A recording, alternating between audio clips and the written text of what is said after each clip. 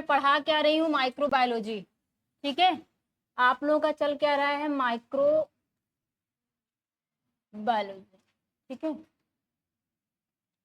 इसमें आपको दो पढ़ना है, बैक्टीरिया और दूसरा क्या पढ़ना है, वायरस, जिसमें मैंने आप लोगों को बैक्टीरिया पढ़ा दिया है।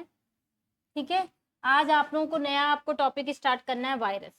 ठीक, तो वायरस में हम लोग चलो देखते हैं। वायरस जिस ब्रांच के थ्रू स्टडी की जाती है वायरस को, उसको क्या कहते हैं, वायरोलॉजी। देखिए, स्टडी ऑफ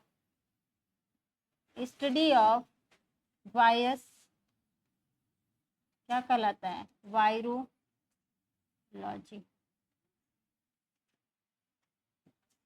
देखिए, वायरोलॉजी।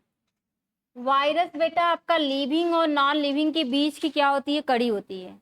वायरस जो है लिविंग और नॉन लिविंग के बीच की कड़ी होती है, मतलब सजीव और निर्जीव के बीच की क्या होती है, कड़ी होती है। ठीक है, अगर वायरस आपका कोई लिविंग ऑर्गेनिज्म उसकी बॉडी पे छोड़ करके कहीं पे भी रहता है तो वो क्या है, आपका निर्जीव होता है। जैसे वो किसी भी लिविंग ऑर्गेनिज्म के बॉडी से अटैच होता है, वो क्या हो जाता है, लिविंग हो जाता है, जिंदा हो जाता है, उसके अंदर ऐसा पावर होता है। इसलिए वायरस को क्या कहते हैं, लिविंग और नॉन लिविंग के बीच की क्या होती है, लिंक होती है। लिखो, virus are link between living and non living organism.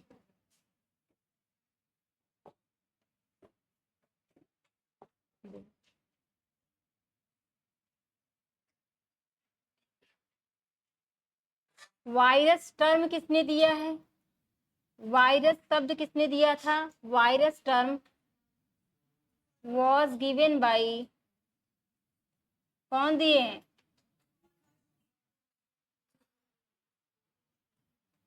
इवानो।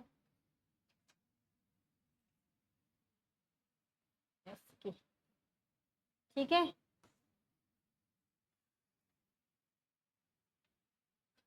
और एक और साइंटिस्ट थे, वो भी, हाँ वो तो क्रिस्टलाइजेशन के लिए है। एंड कुछ कुछ बुक में आपका पास्चर भी दिया है। देखिए, पास्चर भी कुछ कुछ बुक में आपका क्या है, टर्म को दिए हैं। पास्चर ने दिया है germ,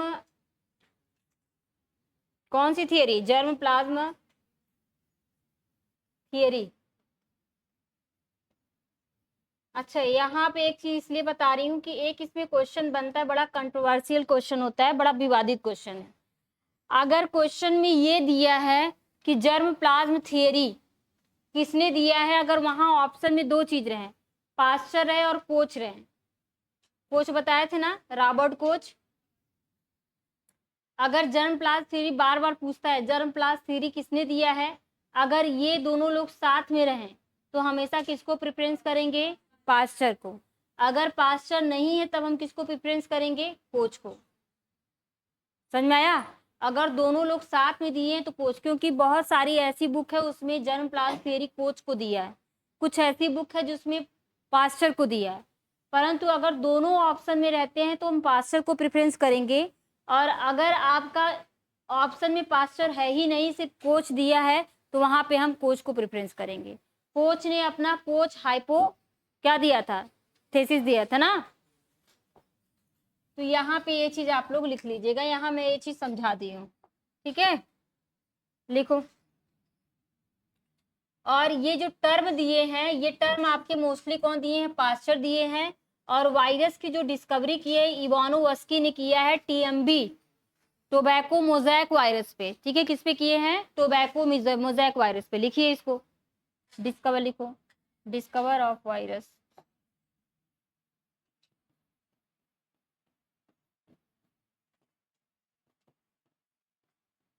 bye Ivanovsky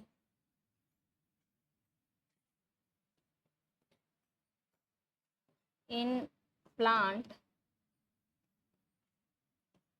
TMB tobacco.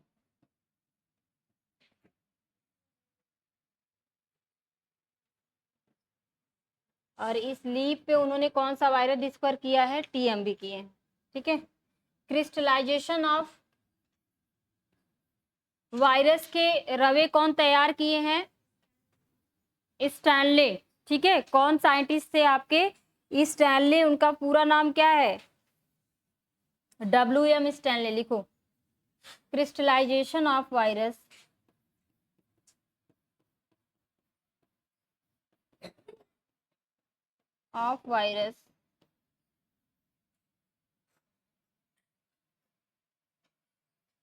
और वायरस में किसका क्रिस्टल किए थे, टोबैको मोज़ेक वायरस का क्रिस्टल तैयार किए थे WM स्टैनले।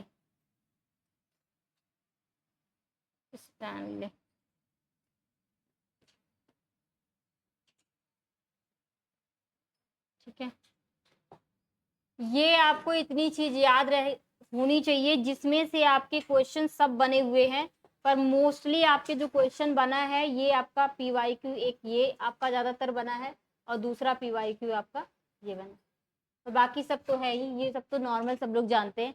पर क्रिस्टलाइजेशन ऑफ वायरस TMB का किया गया है, किसने किया है, WM स्टैनले नामक साइंटिस्ट ने किया। ये क्वेश्चन बार बार पूछता है। और डिस्कवरी आप आपका वायरस है वो किसने किया, इवानोवस्की ने। टोबैको लीप पे पहली डिस्कवरी जो जिस वायरस को निकाले उसका नाम क्या है, TMB, टोबैको मोज़ेक वायरस। इसका फुल फॉर्म लिख लेना, टोबैको मोज़ेक वायरस। ठीक है,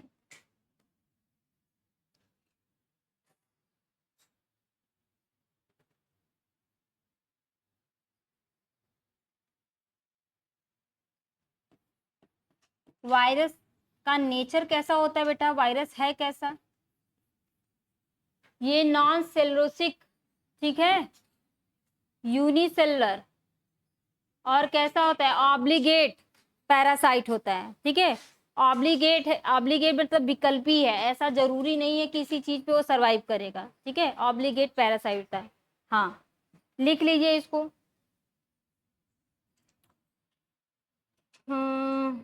लिखो, virus can be defined as, लिखो यहाँ पे, नॉन सेलुलोसिक या नॉन सेलुलर सब माइक्रोस्कोपिक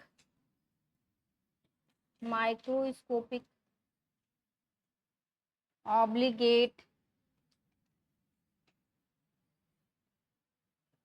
पैरासाइट।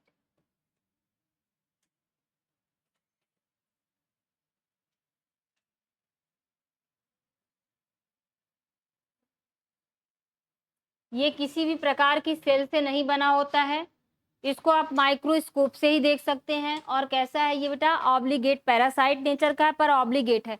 इसको जिंदा रहने के लिए, अपनी लाइफ सरवाइव करने के लिए कोई ना कोई होस्ट चाहिए। ठीक है, तो वो क्या है आपका, ऑब्लिगेट पैरासाइट है। अब आप लोग लिखिए, वायरस मेड अप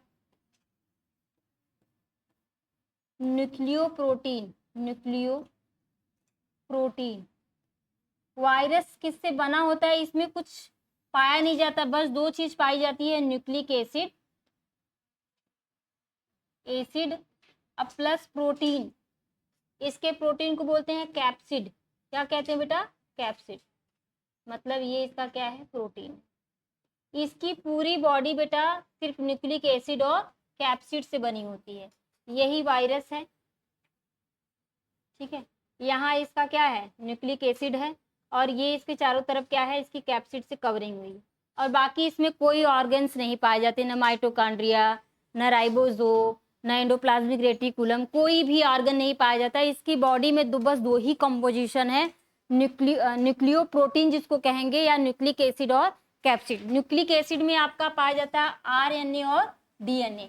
ऐसा कभी नहीं होता है कि एक आपका वायरस RNA DNA दोनों को साथ में रखेगा, या तो उसके अंदर RNA सिंगल पाया जाएगा या तो उसमें DNA पाया जाएगा। अगर वायरस एक है, या तो उसमें DNA एक वायरस होगा या तो RNA वाला अलग वायरस होगा, पर RNA DNA दोनों कभी साथ में नहीं पाए जाते। एक्सेप्शन में एक वायरस है जिसमें RNA और DNA दोनों साथ पाए जाते हैं, उसको लिखवाएंगे। तो यहाँ लिखिए, न्यूक्लिक एसिड में या तो इसमें DNA पाया जाएगा, या तो इसमें DNA पाया जाएगा, और आरएनए पाया जाएगा। ये चीज लिख लीजिए, कभी दोनों साथ में नहीं पाए जाएंगे। यहां तक करिए।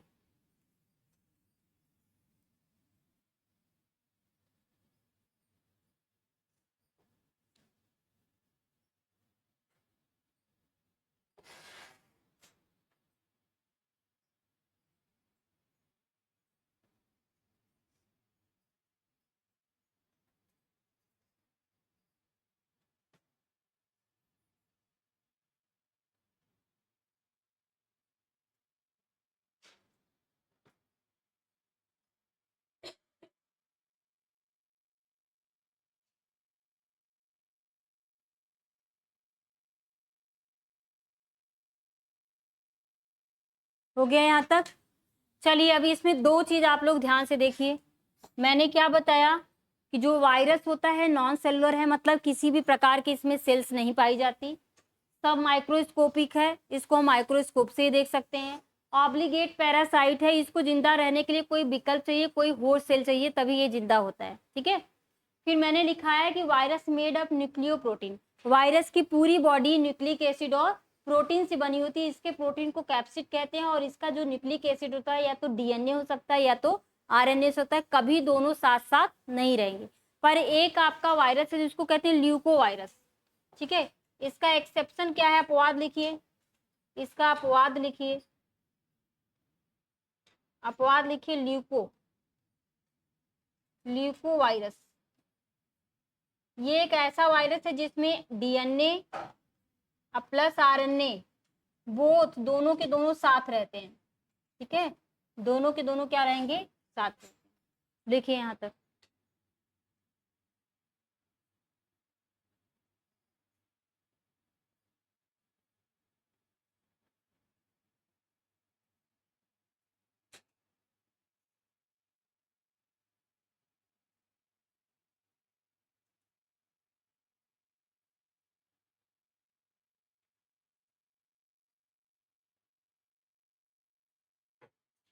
हो गया। यहाँ देखिए जो इसका प्रोटीन है कैप्सिड, जो मैंने इस तरीके से बनाया ना, ये क्या है, कैप्सिड है। इसकी ये जो, या तो फिर आप एचआईवी का वायरस ऐसे बना लीजिए, तो एचआईवी में इस तरीके से देखते हैं ना, ऐसे लगा रहता है, ये देखते हैं, ये इसका प्रोटीन है, इसको क्या कहेंगे, कैप्सिड कहेंगे। ठीक, ये जो इसका यहाँ कवरिंग है, ये इसका क्या है, प्रोटीनियस पार्ट होता है, जिसको कैप्सिड कहते हैं। कैप्सिड की जो यूनिट होती है उसको कहते हैं कैप्सोमियर। क्या कहते हैं, कैप्सोमियर। 2130 कैप्सोमियर मिल करके एक कैप्सिड बनाते हैं।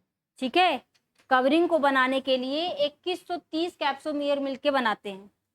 ठीक है, हाँ, सब जिसका नाम हो रहा है टोबैको मोज़ेक वायरस के ही बारे में बात हो रहा है। तो कैप्सोमियर क्या हो गया, कैप्सिड की यूनिट को कैप्सोमियर कहेंगे। 2130 इस तरीके से लगा हुआ 2130 मिला करके आपका एक कैप्सिड, ये पूरा का पूरा एक कैप्सिड बनाएंगे। समझ रहे हो, ये चीज समझ में आया। और एक कैप्सोमियर में अमीनो एसिड देखा गया तो 158 अमीनो एसिड मिल करके एक कैप्सोमियर बनाते हैं। 158 अमीनो एसिड मिल करके एक कैप्सोमियर बनाते हैं। क्या बनाते हैं बेटा, एक कैप्सोमियर बनाते हैं। समझ में आया चीज, क्या मैंने कहा। अब देखो, इसकी यूनिट को क्या कहेंगे, कैप्सोमियर। इसकी संख्या कितनी होती है, 2130। कितनी होती है, 2130 होती है। ठीक, और एक कैप्सोमियर में बनने के लिए 158 अमीनो एसिड होते हैं। ठीक है, ये आपका जो डेटा है ये पूछा गया है, 2130 वाला और 158 अमीनो एसिड वाला पूछा गया, ये आपका डेटा पूछा गया, ये आपका PYQ क्वेश्चन है। ठीक है, और ये भी आपका क्वेश्चन है, और यहाँ ये भी क्वेश्चन है। पूछता है कि वायरस में न्यूक्लियोप्रोटीन क्या, न्यूक्लिक एसिड क्या है। ऑप्शन में देगा DNA, RNA, बोथ, या डीएनए या आरएनए। तो हम क्या करेंगे, डीएनए या आरएनए जहां लिखा रहेगा वो लगाएंगे, बोथ नहीं। अगर बोथ में प्रेफरेंस वो दे दिया, ल्यूकोवायरस में किस प्रकार का आपका न्यूक्लिक एसिड पाया जाता है, तो डीएनए प्लस आरएनए। समझ में आया। कैप्सिड क्या होता है, जो आपका वायरस की आउटर कवरिंग होती है, जो प्रोटीन होती है, उसी को कैप्सिड कहते हैं। कैप्सिड की जो यूनिट होती है कैप्सोमियर, 2130 आपकी जो कैप्सोमियर मिलकर के कैप्सिड की कवरिंग बनाते हैं, और एक कैप्सोमियर में 158 अमीनो एसिड होते हैं। हो गया, चलिए आगे देखिए, लिखिए आप लोग, इसके आगे लिखिए।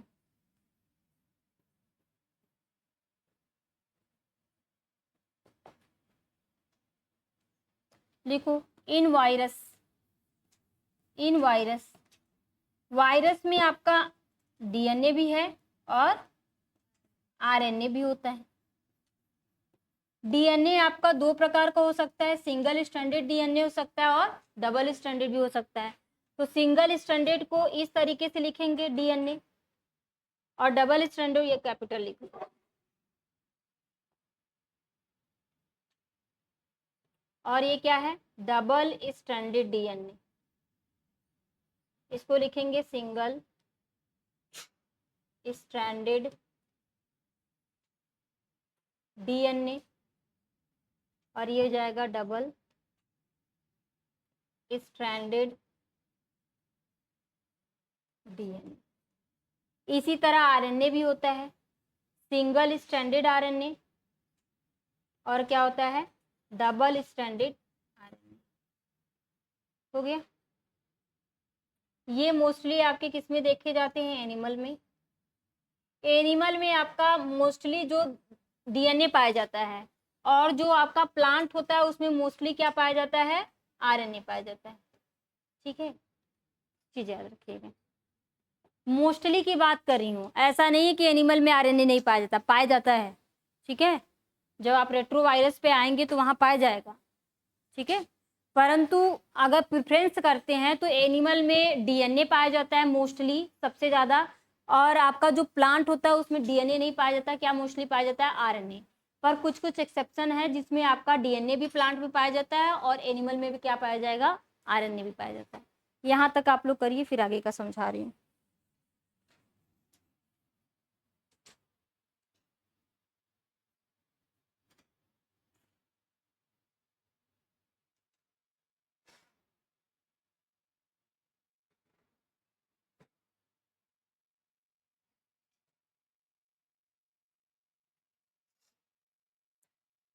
वायरस का कभी आप कल्चर नहीं कर सकते। ठीक है, इसका इन विट्रो हम फर्टिलाइजेशन या कल्चर रिप्रोडक्शन करके इसको ढेर सारा वायरस नहीं बना सकते। ठीक है, इसलिए इस चीज को आप लोग को यहाँ लिख लीजिएगा। क्यों, क्योंकि जैसे वो बॉडी के होस्ट सेल के बाहर गया, क्या हो गया, हाँ, डेड हो जाता है, तो कहाँ से उसका कल्चर करोगे। चलो लिखो इसको, virus can not multiply in vitro. लिखो, virus can not multiply in vitro या ओवर आर्टिफिशियल मीडियम, या ओवर आर्टिफिशियल मीडियम आप इसको क्या करते हैं, ग्रो नहीं करवा सकते। ठीक है, एक वायरस का जो कंप्लीट भाग होता है उसको कहते हैं विरियन। ठीक है, क्या बोलते हैं, विरियन बोलते हैं। एक वायरस का जो कंप्लीट फॉर्म होता है, अगर एक वायरस है वो कंप्लीट फॉर्म में आ गया तो उसको बोलेंगे विरियन। देखिए ये चीज लिखिए, ये आपका क्वेश्चन पूछा जाता है।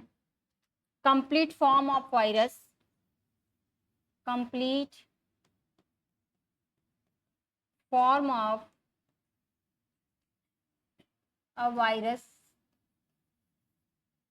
Is known as virion.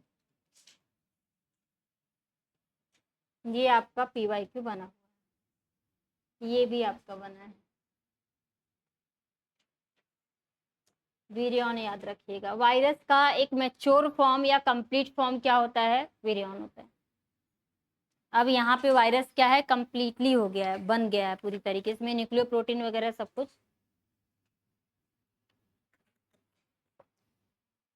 Development.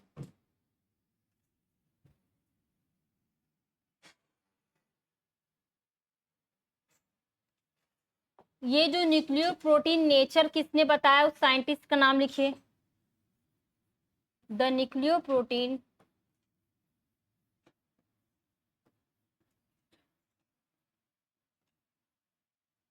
The nucleo protein nature of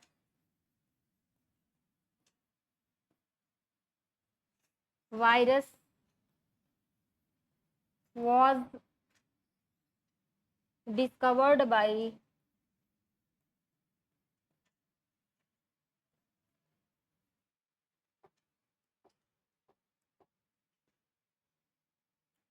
बॉयडेन and Perry. लिखिए Bawden border Bawden and Perry in 1936।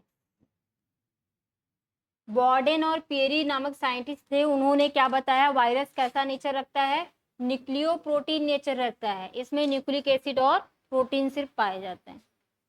ये भी आपका 1 नंबर का क्वेश्चन है, ये भी PYQ है।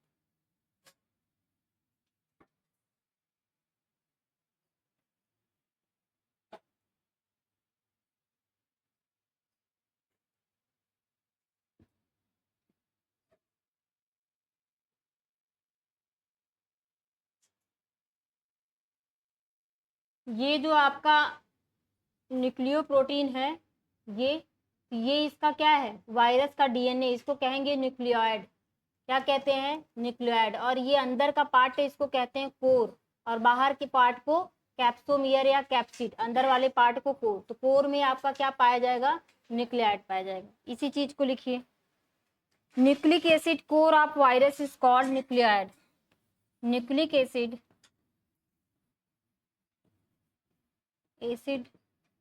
Core of nucleic acid core of virus is called nucleoid. D है। और ये जो न्यूक्लियोइड क्या हो सकता है, इट मे बी डीएनए हो सकता है, और आरएनए होता है।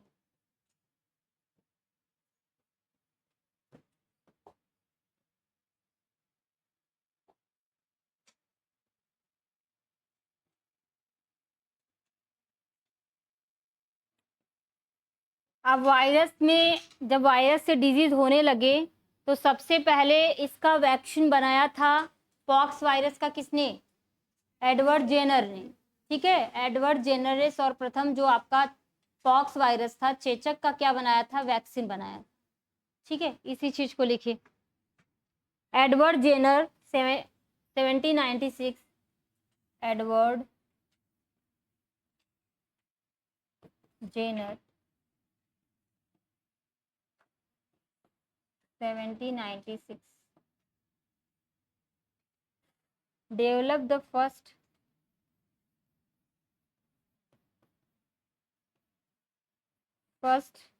vaccination against viral disease, viral smallpox, छोटी चेचक। ठीक है, वैक्सीनेशन फर्स्ट टाइम किसने बनाया है, एडवर्ड जेनर ने, 1796 में।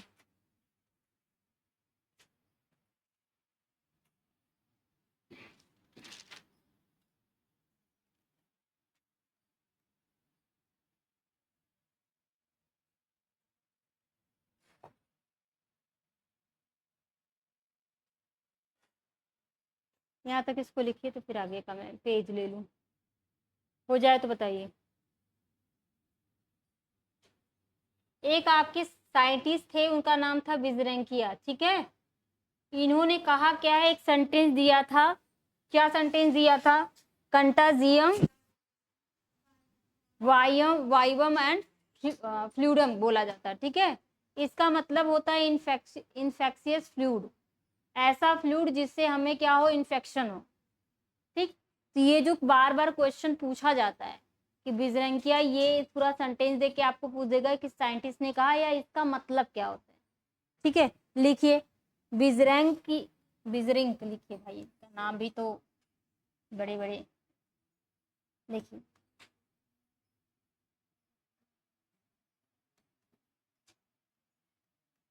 ब्रिजरिंक, यही है ना स्पेलिंग, हाँ। ये के बाद रुको, स्पेलिंग इसकी पहले सही करने दो।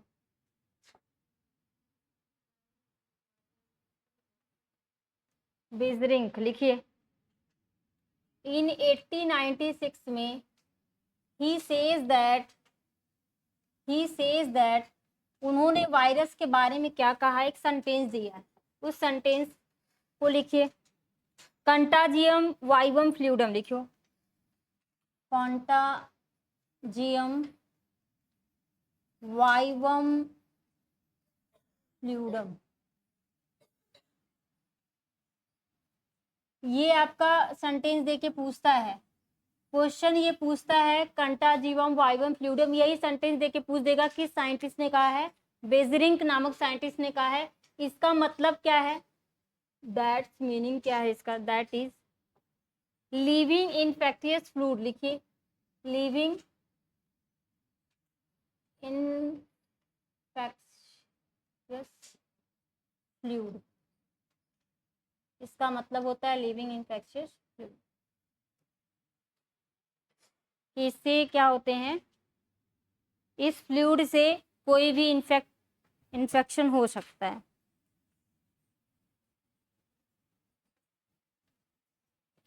अब लिखिए smallest plant virus, largest plant virus, ठीक है। स्मॉलेस्ट प्लांट वायरस क्या है, लार्जेस्ट प्लांट वायरस क्या है। इसी तरीके से दूसरे में लिखेंगे स्मॉलेस्ट एनिमल वायरस,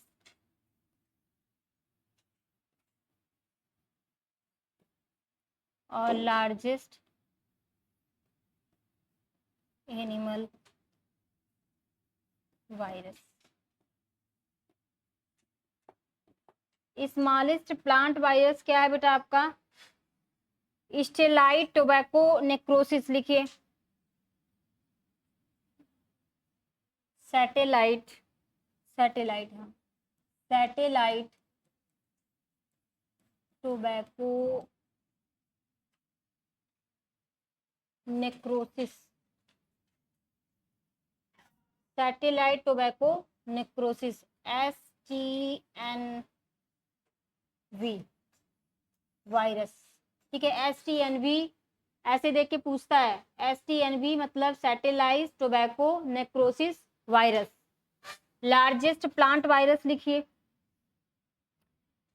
ये सिट्रस कैंकर में होता है, ठीक है। सिट्रस ट्राइस्टीजा है क्या, हाँ सिट्रस ट्राइस्टीजा लिखिए, सिट्रस ट्राइस्टेजा। सिट्रस मतलब क्या होता है, नींबू खट्टा फल ना, उसमें आपका ये पाया जाता है। स्मॉलेस्ट एनिमल वायरस क्या है, फुट माउथ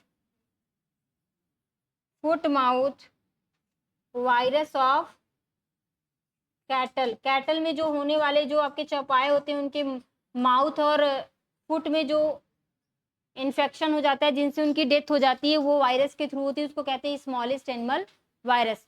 और लार्जेस्ट एनिमल वायरस जो क्या है, वायरियोला है। और वायरियोला किसका वायरस होता है, पॉक्स का वायरस होता है, ठीक है। लिखिए वायरियोला, देखो वायरियोला, और ये आपका किसका है, पॉक्स वायरस इसको कहते हैं, पॉक्स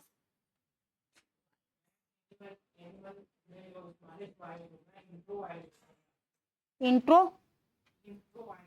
इसी को बोलते हैं, फुट माउथ वायरस को ही इंट्रो बोलते हैं। ठीक है, ये कैटल में जो होता है इसी को इंट्रो बोलते हैं। ये इतना छोटा डाटा लिखवाने का मतलब क्या है, ये मैचिंग आता है, यही मतलब है। ये चारों चीजें दे देंगी इधर मैचिंग करने के लिए, तो फिर वहां पे दिमाग चकरा जाएगा, सब पढ़ लिए, ये छोटे बड़े में गड़बड़ा गया मैटर। ठीक है, तो एग्जामिनर को पता है तुम क्या पढ़ के छोड़ दोगे और क्या उसको आता है, क्योंकि सब कोई इसको याद ही नहीं करेगा। एनिमल का आपको याद हो जाएगा, जो आपके गाय भैंस होते हैं उसमें जो माउथ और फुट में जो उनको वायरस के थ्रू जो डिजीज होता है जिससे उनकी डेथ हो जाती है, वो क्या होती है, सबसे स्मॉलेस्ट होते हैं। और जिससे किसी को पॉक्स डिजीज होता है, चेचक रोग होता है, उसमें जो आपका वायरस होता है उसको कहते हैं वायरियोला, ये सबसे बड़ा होता है एनिमल में। ठीक है, और प्लांट में याद कर लो, प्लांट में सैटेलाइट, सैटेलाइट जहां दे दिया समझ जाओ सबसे छोटा है, और सिट्रस क्या है, उससे बड़ा है, तो वहां पे क्या हो जाएगा, लार्जेस्ट। ऐसे करके आप याद कर लीजिए। ठीक है,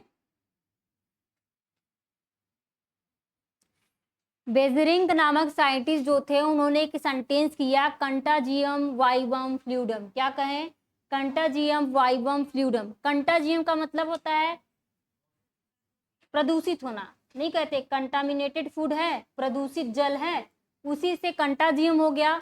वाइवम फ्लूइडम का मतलब होता है लिविंग, वाइवम का मतलब होता है लिविंग, और फ्लूइडम का मतलब होता है लिक्विड, मतलब ऐसा लिक्विड जो जिंदा है, जिससे हमको क्या हो रहा है, कंटाजियम मतलब इन्फेक्शन हो रहा है, उससे हम प्रदूषित हो रहे हैं।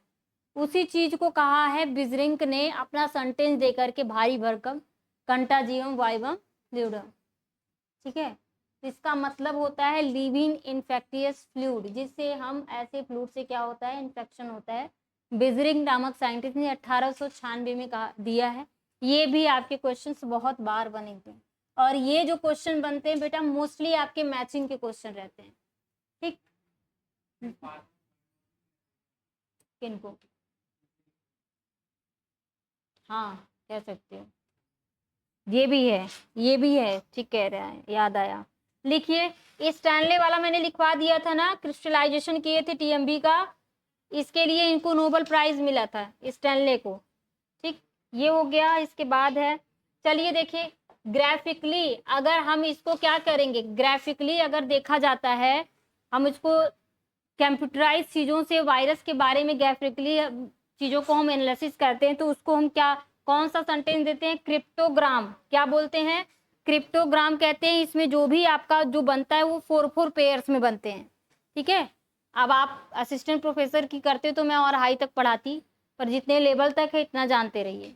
उसमें 4 पेयर में जो भी चीजें बनेंगी 4 पेयर में आपका बनेगा, और आपका इसको क्या कहते हैं, क्रिप्टोग्राम। लिखिए इसको, graphically study of virus, graphically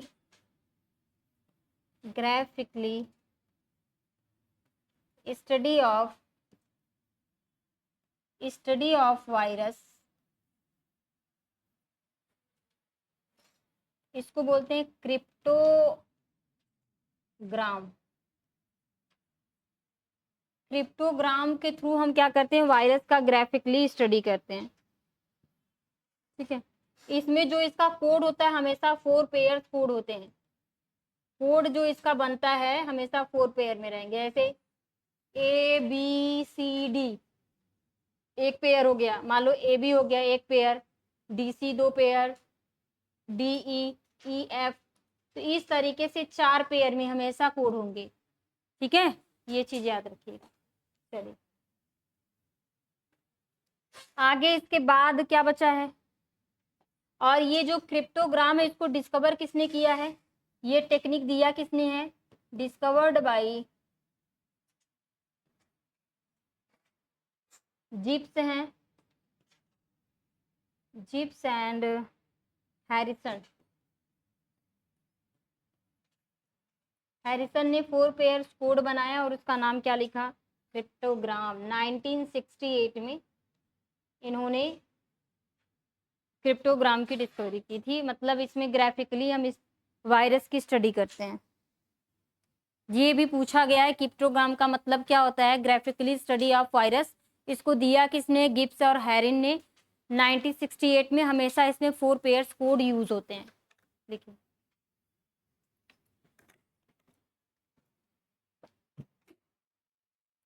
इसके बाद क्या आपका छूटा है, लिखो। अब हम लोग देखते हैं डबल स्ट्रैंडेड आपके आरएनए में कौन कौन से आपके वायरस आते हैं, सिंगल स्ट्रैंडेड आरएनए में कौन कौन से आएंगे, फिर आपका डीएनए में कौन आएगा, डबल में और सिंगल में। ये जो मैं चार्ट लिखवाऊंगी इसको चाहे जैसे आपको याद करना है, बार बार क्वेश्चन आपको मैचिंग में देता है, ठीक है। इस बार 2021 में वायरस से सब मिला करके, पूरे एग्जाम मिला करके 10 क्वेश्चन बने थे अकेले वायरस से, समझ रहे हो। 2021 2016 का एग्जाम था, उसका पेपर 2021 में करवाया, तो उसमें भी वायरस से 3 क्वेश्चन, इसमें भी 4 क्वेश्चन, इसी तरीके से आपका आश्रम पद्धति में 2 क्वेश्चन, फिर आपका क्या था जीआईसी में आपके 1-2 क्वेश्चन। तो सारे 2021 में जितने पेपर हुए थे टीजीटी पीजीटी से रिलेटेड, सिर्फ वायरस वेटेज आपके 10 क्वेश्चन का रखा था, ठीक है। जब आप जाएंगे क्वेश्चन सॉल्व करेंगे तो आप जो यूथ का या प्रैक्टिस बुक जो भी लिए होंगे उसमें जब सॉल्व करेंगे तो उसमें ये चीज़ ध्यान रखना 2021 में कितनी बार क्वेश्चन पूछा गया। तो आपको 7 से 8 क्वेश्चन मिलेंगे। 7 से 8 क्वेश्चन में क्रिप्टोग्राम मिलेगा, बेजरिंग वाले आएंगे, यहाँ सैटेलाइट क्रोमोजोम से आता है, फिर उसके ऊपर चले जाएंगे क्रिस्टलाइजेशन किसने किया वो आपका आता है। इसी तरीके से सारे क्वेश्चन आपके आएंगे, ठीक है। फिर इसी में लाइटिक फेज क्या होता है, लाइसोजेनिक क्या होता है, प्रोफेज क्या होता है, वायराइड क्या होगा, प्रियॉन से कौन से डिजीज होते हैं, ये सारे क्वेश्चन आपके बने हैं। सब मिला के 10 क्वेश्चन बने। तो आपको वो 10 क्वेश्चन एकदम जुबान पे रखना है कि अगर रिपीट हो गया 10 क्वेश्चन तो हमारे आंसर सही होने चाहिए। अगर वहाँ रिपीटिंग में अगर आप गलत हो गए तो आप गए बाहर, 500-600 आप रैंक नीचे आ जाएंगे।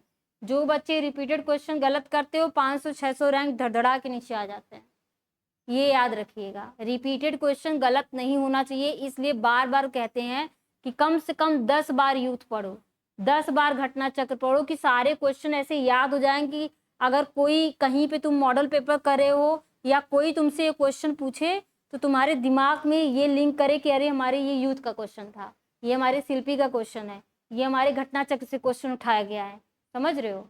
ऐसी स्टडी रहेगी तब सिलेक्शन होगा। जब दिन रात यही, अगर दिन रात रील्स नाच रही है दिमाग में, फला हो गया ढका हो गया ये हो गया वो हो गया, तो फिर वो नहीं। पढ़ाई अगर दिमाग में नाचेगी तो सिलेक्शन हो जाएगा, ठीक है। तो पढ़ना जरूरी है, डरना नहीं, पढ़ना जरूरी है। चलिए आगे लिखिए the type of genetic material. अब यहाँ हेडिंग डालिए the type of genetic material, the type of genetic material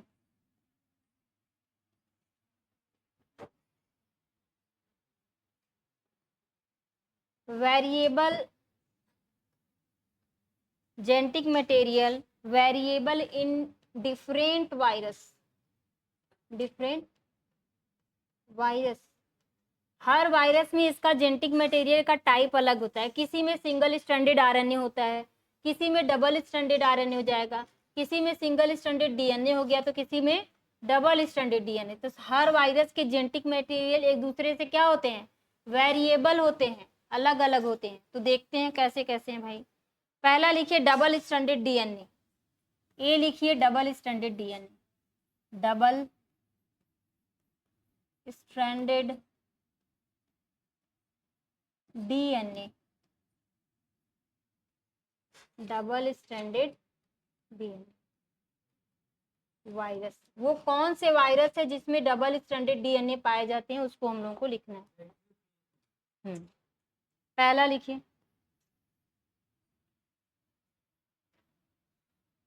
लिखो कॉलीफ्लावर मोज़ैक वायरस, लिखिए कॉलीफ्लावर मोज़ैक वायरस। अच्छा एक चीज बताओ मुझे, मैंने अभी आप लोगों को क्या बताया था कि मोस्टली जितने भी प्लांट होते हैं उसमें क्या पाए जाते हैं, आरएनए। पर देखिए वो प्लांट है क्या, इसमें पाया जा रहा है डीएनए। मतलब ये इंपॉर्टेंट है, एक्सेप्शनल है, जो चीज एक्सेप्शनल अपवाद होती है वही एग्जामिनर पूछता है, ठीक है, नॉर्मल तो सब जानते हैं। कलीफ्लावर का मतलब क्या होता है, बंद गोभी ना, फूल वाली गोभी। और कैबेज जो होती है उसको कहते हैं पत्ता गोभी, ठीक है। चलिए लिखिए, इसमें आपका क्या है, इसमें आरएनए होना चाहिए पर इसमें क्या है आपका डीएनए है, ये अपवाद है, याद रखिएगा। वेरी वेरी आईएमपी बहुत बार पूछा गया है। दूसरा लिखिए, दूसरा आप लोग लिखिए, हर्पीस सिम्प्लेक्स वायरस, लिखो हर्पीस सिम्प्लेक्स वायरस। ये तो मान लो एनिमल है तो इसमें डबल स्टैंडर्ड ये क्या पाया जाएगा, डीएनए पाया जाएगा, इसमें भी आपका डबल स्टैंडर्ड डीएनए। तीसरा लिखिए आप लोग, पॉक्स वायरस, तीसरा लिखिए पॉक्स वायरस। ये भी आपका डबल स्टैंडर्ड डीएनए। चौथा लिखिए,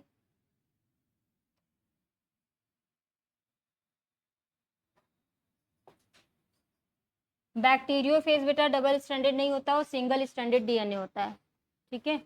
ये तीन चीजें आप याद रखेंगे डबल स्टैंडर्ड डीएनए में, कलीफ्लावर वायरस, हर्पीस और पॉक्स। हर्पीस ऐसे याद रख लेना, हर्पीस जो है हर्पित, हर्पित से याद रख लेना। हर्पित एक लड़का है जिसको क्या हो गया है, पॉक्स हो गया है, और वो बेचारा उसके लिए क्या ढूंढ रहा है, खुशी के लिए कली कली फ्लावर फ्लावर ढूंढ रहा है। ऐसे याद कर लेना, हर्पिस को पॉक्स हुआ है और वो अपनी खुशी के लिए फ्लावर ढूंढ रहा है, कौन सी, कली फ्लावर, ठीक है। ऐसे याद रख लेना कि हर्पिस हो गया, पॉक्स हो गया और कली फ्लावर, ये तीनों क्या है, डबल स्टैंडर्ड डीएनए। चलिए लिखिए, बी लिखिए आप लोग, बाकी जिसको ट्रिक बनाने आता है बना सकता है, ठीक है। लिखिए single standard DNA, single standard DNA, single standard DNA, single standard DNA. इसमें आपका आता है बैक्टीरियोफेज, बैक्टीरियोफेज, बैक्टीरियोफेज का शेप कैसा होता है जी, बैक्टीरियोफेज हेक्सागोनल या टैडपोल शेप, ठीक है, हेक्सागोनल या टैडपोल शेप होता है। बैक्टीरियोफेज वायरस ये क्या है, सिंगल स्टैंडर्ड डीएनए वायरस। दूसरा लिखिए आप लोग, 5×174, ये वेरी वेरी आईएमपी बहुत बार पूछा गया है भाई। 5×174 सिंगल स्टैंडर्ड डीएनए, ये भी एक तरीके का क्या है, वायरस है। 5×174 वायरस है, मैथ वाला वायरस है।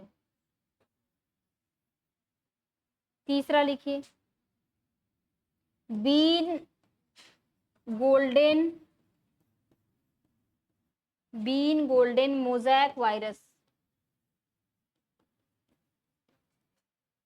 ये भी आपका सिंगल स्टैंडर्ड डीएनए।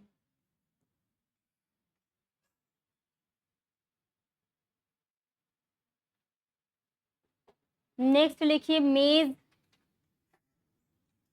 तीसरा हो गया। चौथा लिखिए मेज स्ट्रिक वायरस, ये भी आपका सिंगल स्टैंडर्ड डीएनए है। और सी है beet, beet curly top virus, ये भी single standard DNA.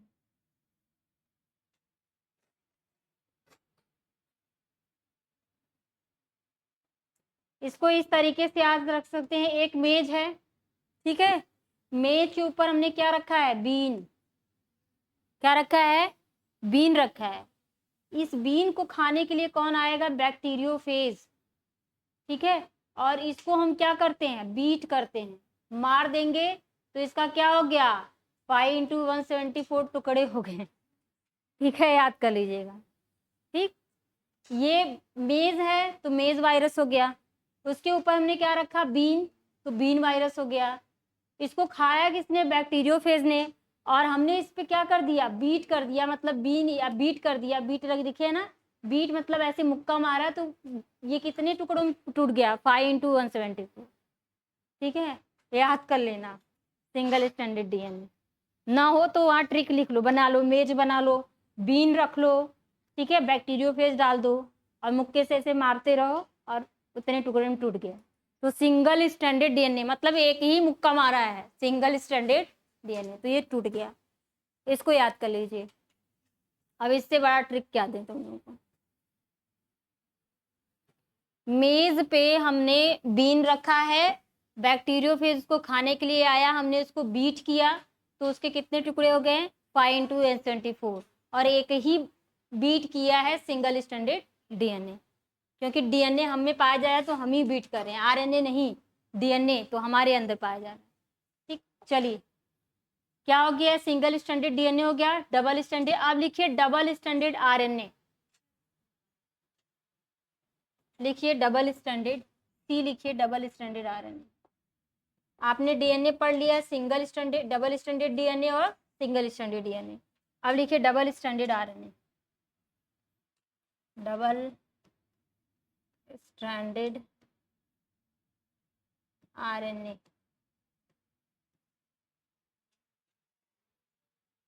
Double standard RNA.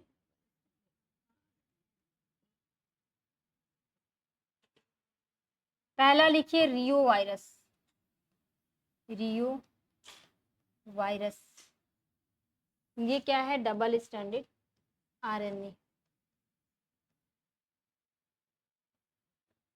दूसरा को लिखिए wound tumour RNA, wound tumour virus, ये भी आपका डबल स्टैंडर्ड आरएनए। फिर आपका तीसरा है राइस, चावल में जो पाया जाने वाला है, राइस ड्वार्फ वायरस, जिसके वजह से धान की खेती क्या हो जाएगी, छोटी बौनी हो जाती है, डबल स्टैंडर्ड आरएनए। अब इसको आप लोग याद कर लीजिएगा।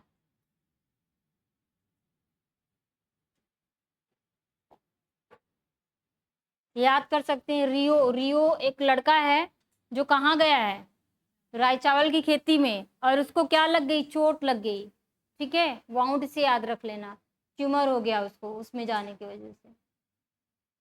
तो आप अपना ट्रिक बनाते रहिएगा। तो रियो वायरस, वाउंड ट्यूमर वायरस और राइस डॉर्फ वायरस क्या होते हैं, डबल स्टैंडर्ड आरएनए होते हैं। ये कभी बेटा अपना खुद का प्रोटीन नहीं बनाते हैं, ये इतना चालाक होते हैं, ये क्या करते हैं, हमारे आरएनए में अपना मिक्स कर देंगे और हम हमारे से क्या बना लेते हैं, प्रोटीन बनवा लेते हैं। ठीक है, जो आपका वायरस होता है इतना चालाक होता है, उसको पता है वो अपनी खुद की प्रोटीन की सिंथेसिस नहीं कर सकता, क्योंकि प्रोटीन सिंथेसिस करने के लिए उसके बॉडी में क्या चाहिए, राइबोसोम, क्या चाहिए, राइबोसोम, राइबोसोम जो होता है वही प्रोटीन बनाता है। वायरस एक ऐसा है, उसकी बॉडी में सिर्फ न्यूक्लिक एसिड और क्या पाया जा रहा है, प्रोटीन पाया जा रहा है, और कौन सी प्रोटीन है वो, कैप्सिड, राइबोसोम स्ट्रक्चर नहीं पाया जा रहा है, बिना राइबोसोम के आपकी प्रोटीन बनेगी नहीं। तो वायरस करता क्या है कि अपना जो डीएनए होता है उसको हमारी बॉडी में इंजेक्ट कर देगा, और इंजेक्ट करने के बाद हमारे डीएनए के साथ उसी में कॉपी अपनी चिपका देगा, ठीक है, और वहां पे हमारी जो सेल होती हैं, हमारी सेल पे वो चीजों का रिसेप्टर कम रहता है, इसलिए पता नहीं पाती, और उसी के साथ अपनी भी प्रोटीन उसकी बना के उसको दे देंगी, और उसी तरीके से वो ढेर सारा अपना वहां पॉपुलेशन बढ़ा देता है। क्या वायरस सेल्फ रेप्लिकेशन क्यों करेगा, वो हमारी बॉडी में करवाता है, खुद से नहीं करता, हमारी बॉडी में अपने डीएनए को छिपा देता है, समझ रहे हो, छिपा के उसकी रेप्लिकेटिंग कर लेता है, क्योंकि हमारी बॉडी में हर जो सेल होती है, देखो किसी को HIV अगर होता है, ये हमारी कोई सेल है, ठीक है, इस सेल के ऊपर रिसेप्टर लगा है, इस रिसेप्टर का नाम है CD4 रिसेप्टर, क्या नाम है, CD4 रिसेप्टर। ये रिसेप्टर करता क्या है, ये HIV को क्या करता है, पहचान जाता है, पहचानने के बाद इसको इंटर करा लेता है, ठीक है, अगर किसी व्यक्ति को एड्स हुआ है, उसी का तो वायरस आपका HIV है, तो एड्स की रोकथाम क्यों नहीं सर्च हो रही है? यही हो रहा है कि अगर इसी CD4 जो रिसेप्टर है, इसी को किसी भी तरीके से हम साइलेंस करा देंगे तो ये इसको पहचानेगा ही नहीं, और जब पहचानेगा ही नहीं तो बॉडी के अपने सेल के अंदर आने ही नहीं देगा, तो हमको कहाँ से हम HIV से ग्रसित होंगे? पर ये इतना आसान नहीं है, इस पे सर्च चल रहा है कि CD4 रिसेप्टर को क्या ऐसा चीज़ दिया जाए कि ये स्टॉप हो जाए, HIV के अपने मॉलिक्यूल को आइडेंटिफाई नहीं कर पाए। CD4 जो रिसेप्टर होता है, ये कोई भी देखो, कोई भी कोशिका है, जैसे इंसुलिन है, इंसुलिन का सिक्रेशन क्यों हमारे से पैंक्रियाज से होता है? हर जगह से तो होना चाहिए।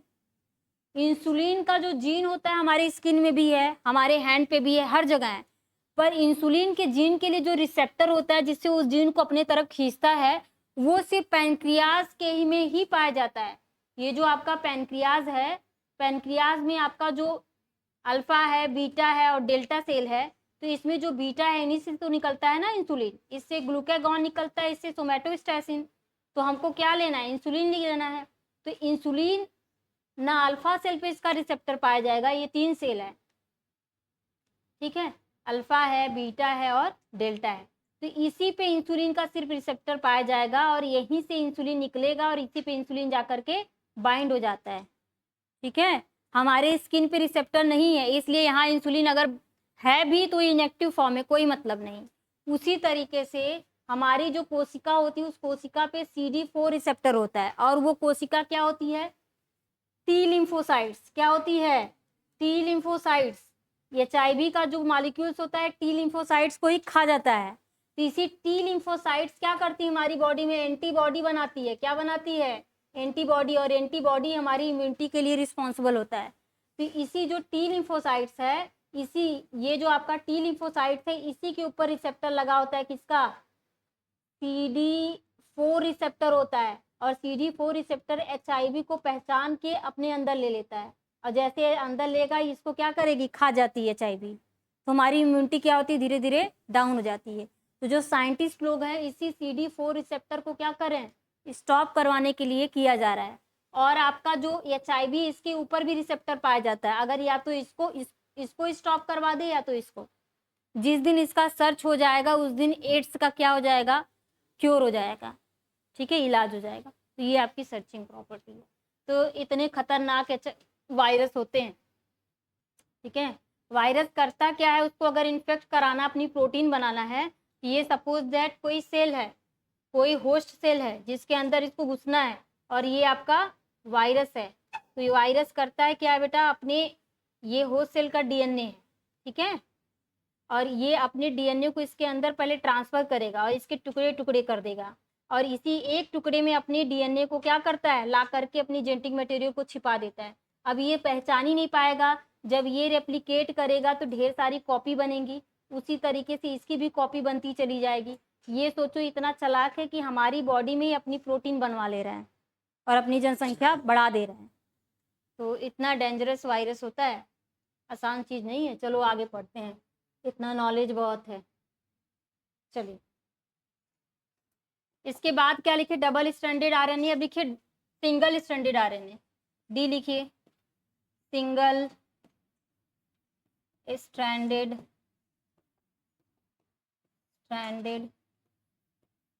RNA। मैंने आप लोगों को एक चीज बताई थी, हमेशा डबल स्ट्रैंडेड RNA कभी भी प्रोटीन नहीं बनाता। प्रोटीन का फॉर्मेशन कभी डबल स्ट्रैंडेड RNA नहीं बनाता, हमेशा सिंगल स्ट्रैंडेड RNA ही अपना कॉम्प्लीमेंट्री DNA बनाएगा और उसी से प्रोटीन बनती है, ठीक है। डबल स्ट्रैंडेड RNA कभी प्रोटीन नहीं बनाती, हमेशा सिंगल स्ट्रैंडेड RNA ही प्रोटीन बनाता है। तो जब हमको जीन साइलेंट करना होता है, हमको ये चीज़ प्रोटीन न बन पाए, तो जैसे ये सिंगल स्ट्रैंडेड ये क्या बना रहा है? प्रोटीन बना रहा है, और ये प्रोटीन हमको स्टॉप कराना, मान लो ये कोई गंदी प्रोटीन है जिससे हमारी बॉडी खराब हो रही थी, इसको हमको स्टॉप कराना है। ये जो सिंगल स्ट्रैंडेड RNA इसी का कॉम्प्लीमेंट्री, मान लो ये 3 to 5 था, तो 5 to 3 यहाँ पे हम दूसरा इसका RNA बना देंगे, तो ये क्या हो गया? अब डबल स्ट्रैंडेड RNA हो गया, तो अभी प्रोटीन नहीं बनेगी, ठीक। चलिए ये सारी चीजें मैं आप लोगों को माइक्रोबायोलॉजी में पढ़ा रखी हूँ, बट ये क्लासेस आपकी नए से स्टार्ट है तो बात ही खत्म। चलिए लिखिए, सिंगल स्टैंडर्ड आरएनए के एग्जाम्पल लिख लीजिए। लिखो, टोबैको मोजाइक वायरस। टीएमवी क्या है? सिंगल स्टैंडर्ड आरएनए है। लिखिए टीएमवी, टोबैको मोजाइक वायरस।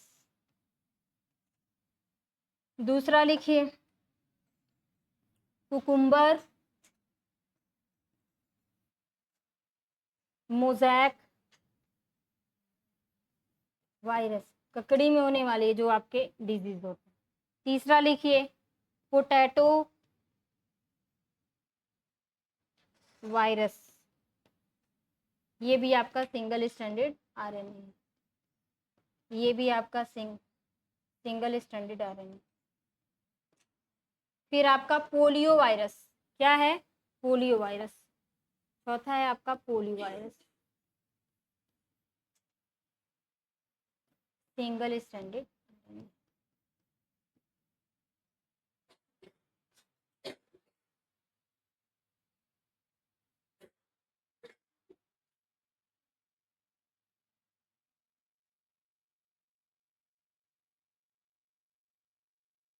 ठीक है, कर लीजिए यहाँ से।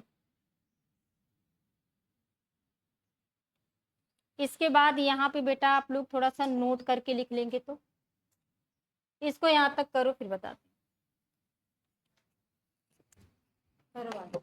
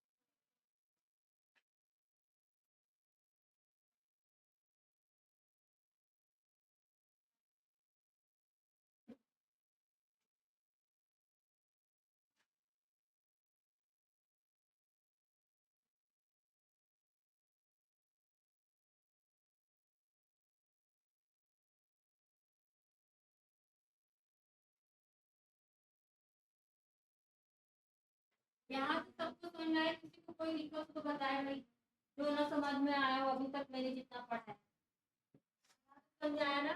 अब लिखिए आप लोग सिमेट्री ऑफ वायरस।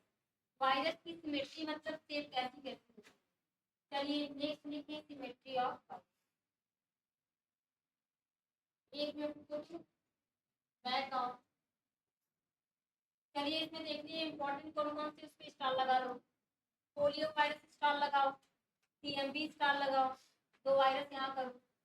पोलियो पूछता है, टीएमबी इसमें से पूछेगा। यहाँ नीचे आओ, रियो रियो वायरस देखिए, वाइल्ड बाउंड ट्यूमर वायरस, दो इसमें लगाओ। आगे आओ, इसमें बैक्टीरियो फेज पूछता है और 5174 पूछेगा। और इसमें क्या पूछा है? मेज, ये तीन वायरस पूछा है। बाकी और सब पूछे पर ये तीन आपके इंपॉर्टेंट है। आगे चलिए देखिए, इसमें कॉलीफ्लावर है और पॉक्स, कहाँ गया? पॉक्स वायरस, ये इंपॉर्टेंट है। उसके आगे मसलन याद रखिए कॉलीफ्लावर पॉक्स, इसमें double standard DNA, single standard में बैक्टीरियल 5174 और मेज, डबल स्टैंडर्ड आरएनए में आपका रियो बाउंड और सिंगल स्टैंडर्ड आरएनए में टीएमवी और पोलियो। बाकी सब दिमाग में रखना, दो दो ऑप्शन हर किसी का याद रहेगा तो तीसरा अपना लगा लोगे, उसमें चला जाएगा दिमाग। अगर एकदम नहीं याद रहेगा तो सब मिक्स हो जाएगा। अगर जिस तरीके से ट्रिक बताएं, ट्रिक याद रहेगा तो भी उसमें पकड़ लोगे, ऑप्शन के थ्रू ट्रिक को अगर वहाँ लागू करोगे तो। देखिए सिमेट्री ऑफ वायरस, वायरस की सिमेट्री देखते हैं कैसे कैसे सिमेट्री ऑफ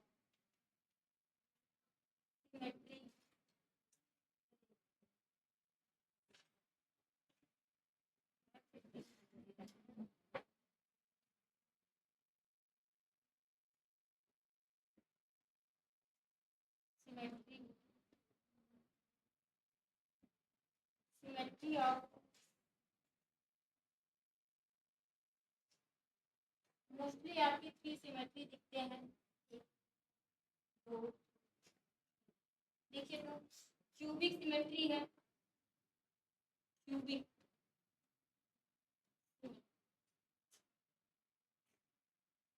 सिमेट्री का मतलब क्या होता है?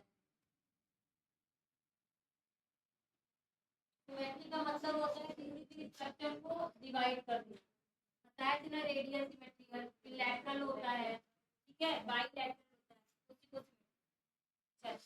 सिमेट्री में क्या हो गया, क्यूबिक हो गया। दूसरे लिखिए helical symmetry, helical helical helix की तरह इसकी symmetry। तीसरा लिखिए आप लोग कॉम्प्लेक्स सिमेट्री, जिसमें दोनों मिक्स होगा, कॉम्प्लेक्स सिमेट्री।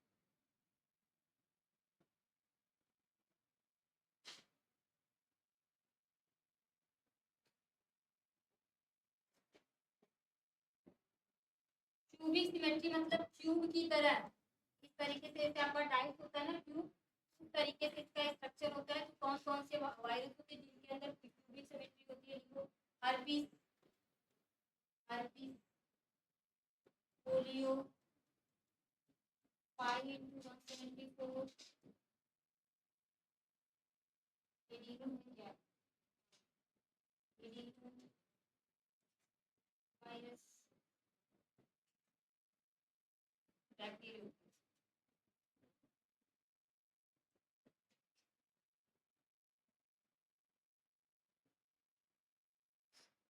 में आपका टीएमपी, इन्फ्लुएंजा, टीएमपी वायरस हो गया, इन्फ्लुएंजा वायरस हो गया, रैबीज,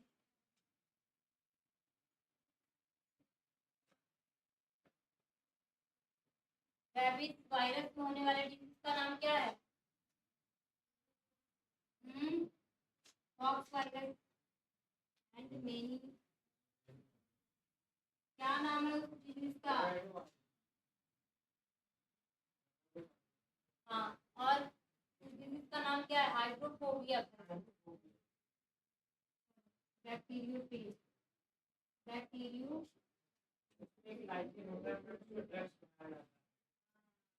बताओ कौन सा लाइकेन था? क्या क्या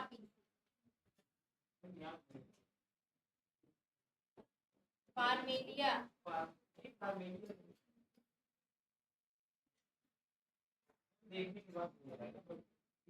पेल्टीजेरा, पेल्टीजेरा से ही ऑब्टेन होता है। पीपीसी स्क्वायर क्या बताए थे आप लोगों को? लाइकेन का एग्जांपल क्या बताए थे? कि फ्रक्टोज लाइकेन था, क्रस्टोस था, फोलियोस था, कि फुल है उसका क्या बताए थे हम? क्या ट्रिक बताए थे?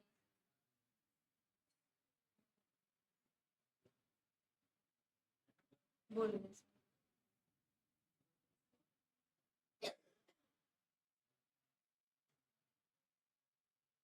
चलो दिमाग में आएगा, फिलहाल दिमाग में आ रही है। गर्ल का क्रश,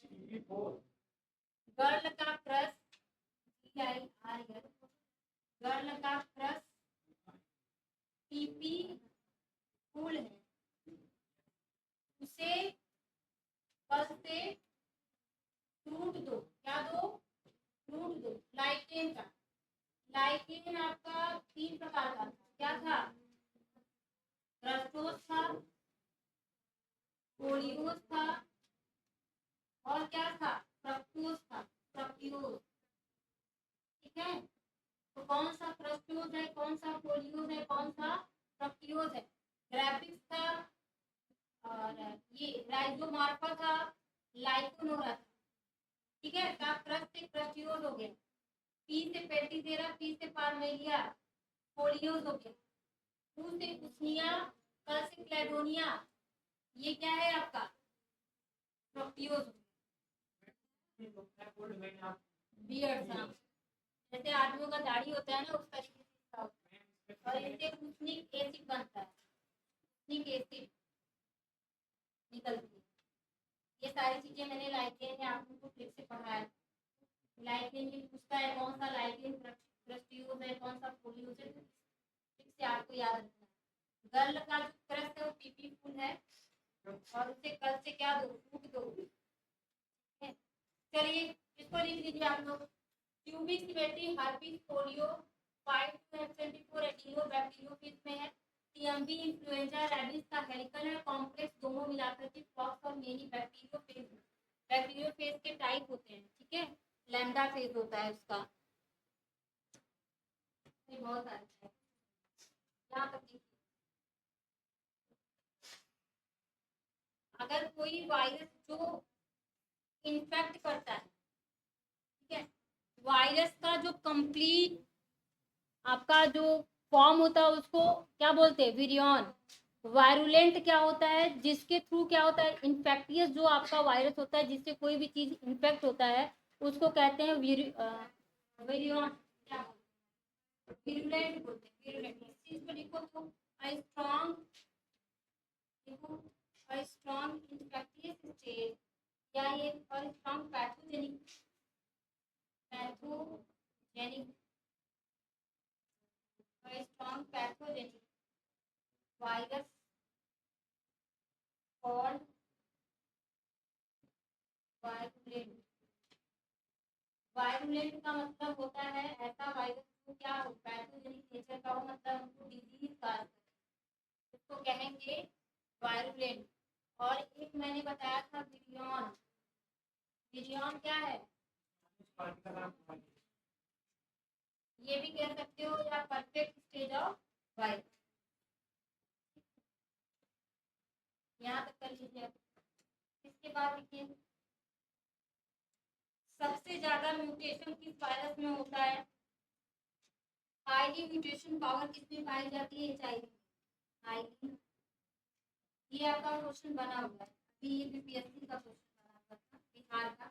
ये हाईली म्यूटेशनल पावर किसमें पाया जाता है, एचआईवी में, ह्यूमन इम्यूनो डिफिशियंसी वायरस हो गया, इन्फ्लुएंजा। इन्फ्लुएंजा इन दोनों में क्या होता है, ये दोनों आपके क्वेश्चन है एक्स्ट्रा, ये भी होगी। अब नोट करके मैं वायरस का सेप लिखवाऊंगी जो कि आपके पूछते हैं काफी। नोट करिए, जो नोट लिखवाऊंगी उसको हमेशा आप लोगों को याद रखना है, ये आपके नए क्वेश्चन इससे बन सकते हैं। बाकी तो सब आपका पढ़ाया हुआ है, पर जो नोट करके लिखवाती हूँ इससे नए क्वेश्चन बनने के चांसेस, नए क्वेश्चन कर ले जाओगे तो करेक्शन हो जाएगा, नए ये सब गलत। लिखो सेफ, लिखो एक तरफ और एक तरफ वायरस। वायरस और वायरस का सेफ मैचिंग में दे सकता है, या तो वन लाइनर से। रैबीज से काटने से कौन सा आपका रोग होता है, रैबीज रोग होता है, और रैबीज वायरस की वजह से। इसमें जो वायरस का सेफ कैसा है, बुलेट सेफ। बुलेट जानते हो ना, गोली, गोली जो गन वाली गोली, वो बुलेट चलाने वाली नहीं, सेफ वायरस, क्या बुलेट सेफ, तो गन की गोली होती है। दूसरा लिखिए स्मॉल पॉक्स,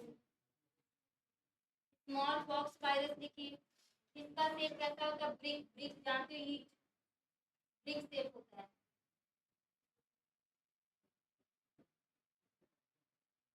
और देखिए बैक्टीरियोफेज, बैक्टीरियोफेज का टैडपोल सेप कैसा होता है, टैडपोल।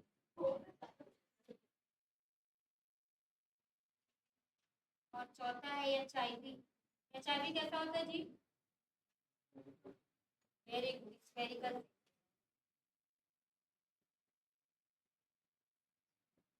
अरे एचआईवी ऐसे ही में तो बनता है, यही है एचआईवी। आप 9, 10, 11, 12 से ऐसे बना के आते हो इस तरीके से ना, कैप्टन लगी रहती है ऐसा शेप है इसका, यही है ना स्फेरिकल शेप है।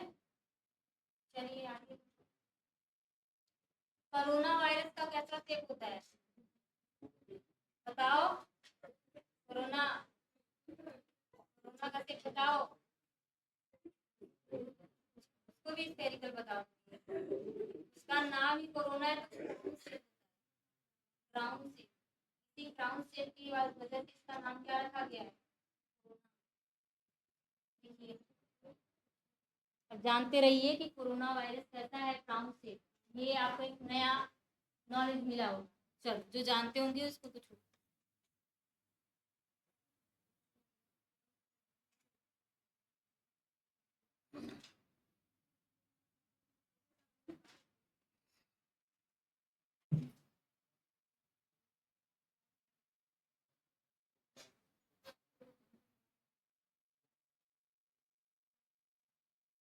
याद रखेंगे रेबीज जो है बुलेट शेप का होगा, स्मॉल पॉक्स ब्रिक शेप का, बैक्टीरियोफेज, स्टैटफुल, एचआईवी, स्फेरिकल और कोरोना क्राउन। ये तीन तो याद रखेंगे, रेबीज और स्मॉल में याद रखिएगा। रेबीज बुलेट शेप है और क्या है, स्मॉल पॉक्स क्या है, ब्रिक। ये चीजें याद रखिए क्योंकि ये मैचिंग से क्वेश्चन बहुत मिलते हैं, या तो ये दोनों ज्यादा पूछे जाते हैं, रेबीज और स्मॉल। ठीक है, कोरोना वाला तो आप लोगों को पता है। भाई मैं तो इसको लगाई नहीं।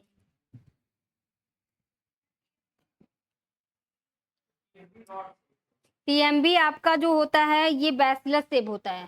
टीएमबी आपका रॉड सेप या बैसी, उसी को बैसिलस बोलते हैं।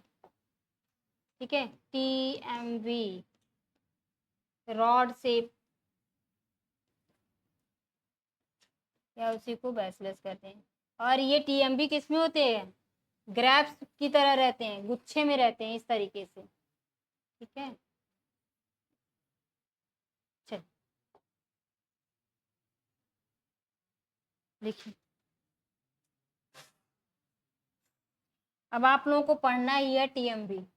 सबसे पहले जो वायरस की जो खोज हुई थी कौन सी हुई थी, टीएमबी। और ये टोबैको मोज़ैक वायरस है टीएमबी। ठीक है, और जो इवानोवस्की ने इसको डिस्कवर किया था बेटा, ये बाई चांस हुई थी। वो डिस्कवरी किसी और का कर रहे थे और बाई चांस इनको ये मिल गया। बाई चांस आपकी डिस्कवरी हुई है टीएमबी की। जो आपकी टीएमबी वायरस है इसको आपके सिलेबस में दिया है, टीएमबी दिया है और बैक्टीरियोफेज दिया है। ये दो आपके सिलेबस में दिए हैं, ये दोनों आपको पढ़ना है, टीएमबी और बैक्टीरियोफेज। अब हम लोग डालेंगे, अभी तक आपने वायरस का क्या दिया दिखा है, हिस्ट्री। आपने वायरस का अभी तक क्या देखा है, उसका जनरल कैरेक्टर और हिस्ट्री के बारे में जान लिए। अब वायरस में आपको पढ़ना है टीएमबी और बैक्टीरियोफेज। चलो देखते हैं क्या क्या पढ़ा है तुम लोगों को।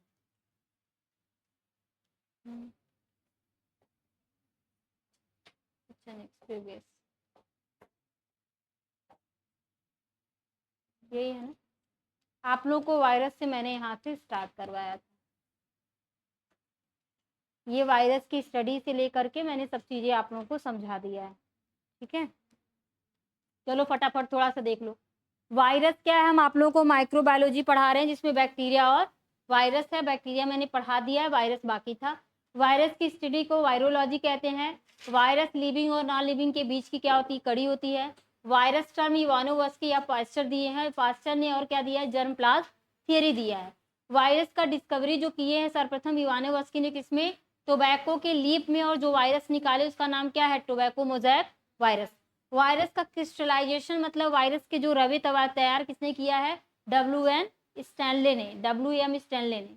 वायरस का नेचर कैसा होता है, इसमें किसी भी प्रकार की सेल्स नहीं होती, तो नॉन सेलुलर, सब माइक्रोस्कोपिक और ऑब्लिगेट पैरासाइट होता है। वायरस की बॉडी न्यूक्लियो प्रोटीन की बनी होती है, इसमें न्यूक्लिक एसिड, डीएनए या आरएनए हो सकता है। कैप्सिड में आपका जो यूनिट है उसको क्या कहते हैं, कैप्सोमियर। 2130 कैप्सोमियर मिल करके कैप्सिड बनाता है, और एक कैप्सिड में 158 अमीनो एसिड होते हैं। ल्यूको वायरस एक ऐसा वायरस है जिसमें डीएनए और आरएनए दोनों साथ में रहते हैं। वायरस में डीएनए और आरएनए दोनों पाए जाते हैं, और अगर आपका वायरस में आपको डिफ्रेंशिएट किया जाएगा तो single standard DNA, double standard DNA mostly आपके एनिमल में पाए जाएंगे, और आरएनए में सिंगल और डबल प्लांट में। वायरस कभी भी इसका इनविट्रो या आर्टिफिशियल मीडियम में इसका कल्चर नहीं किया जा सकता है। वायरस का जो कंप्लीट फॉर्म होता है उसको विरियन बोलते हैं। और वायरस न्यूक्लियोप्रोटीनियस नेचर जो जिस साइंटिस्ट ने बताया उनका नाम क्या है, बाउडेन और पियरे 1936 में बताया है। वायरस में जो मिडिल पोर्शन में जो भाग होता है उसको कोर कहते हैं, उसके चारों तरफ जो होती है कैप्सिड, जो कोर होता है, कोर में उसका डीएनए या आरएनए होता है जिसको क्या कहते हैं, न्यूक्लियाइड कहते हैं, या तो डीएनए होगा या तो आरएनए। सबसे पहले वायरस का वैक्सीनेशन किया गया था, वैक्सीन बना था, जिसको एडवर्ड जेनर ने किसके अगेंस्ट बनाया है, स्मॉल पॉक्स के अगेंस्ट बनाया है। ठीक है, आगे चलिए देखते हैं नेक्स्ट। इसमें फिर मैंने आप लोगों को वायरस, आ जाओ यहाँ, बिजरिंक नामक साइंटिस्ट थे, उन्होंने 1896 में एक सेंटेंस दिया था, कंटाजियम वाइवम फ्लूइडम, जिसका मतलब होता है लिविंग इन्फेक्टियस फ्लूइड। स्मॉलेस्ट जो प्लांट वायरस होते हैं सेटेलाइज टोबैको नेक्रोसिस है। लार्जेस्ट आपका सिट्रस ट्रिस्टेजा है। स्मॉलेस्ट एनिमल वायरस क्या है, foot mouth virus of cattle. Largest में वेरियोला है जिससे पॉक्स डिजीज होता है। ग्राफिकली वायरस की जो स्टडी की जाती है उसको क्रिप्टोग्राम कहते हैं। इसमें जब भी कोड किया जाता है तो 4 पेयर्स कोड किया जाता है। और इसको सर्वप्रथम डिस्कवर किसने किया था, गिब्स और हैरिंग ने 1968 में। जेनेटिकली मटेरियल जो होता है वायरस में वेरिएबल होता है। अगर डबल स्टैंडर्ड डीएनए होगा तो कली में, हर्पिस में और पॉक्स में। हर्पिस को पॉक्स हो गया, वो उसको क्या पसंद है, कली फ्लावर पसंद है। सिंगल स्टैंडर्ड डीएनए जो था, इसमें क्या था, हमने मेज पे क्या रखा है, बीन रखा है, बीन को क्या किया, बीट कर दिया, तो बैक्टीरियोफेज के क्या हो गए, 5 × 174 टुकड़े हो गए। ठीक है, ये सारे क्या है, सिंगल स्टैंडर्ड डीएनए है। डबल स्टैंडर्ड डीएनए में आरएनए देखते हैं। इसमें राइस के फील्ड में रियो नामक लड़का है, वो गया तो उसको क्या हो गया, वाउंड ट्यूमर हो गया। ठीक, ये क्या है आपका डबल स्टैंडर्ड आरएनए है। सिंगल स्टैंडर्ड आरएनए इसमें टीएमबी, कुकुम्बर, पोटैटो और पोलियो, ये आप क्या है, सिंगल स्टैंडर्ड आरएनए है। इसके बाद मैंने आप लोगों को यहाँ पढ़ाया है बस ना, इसके आगे कुछ और यही थी।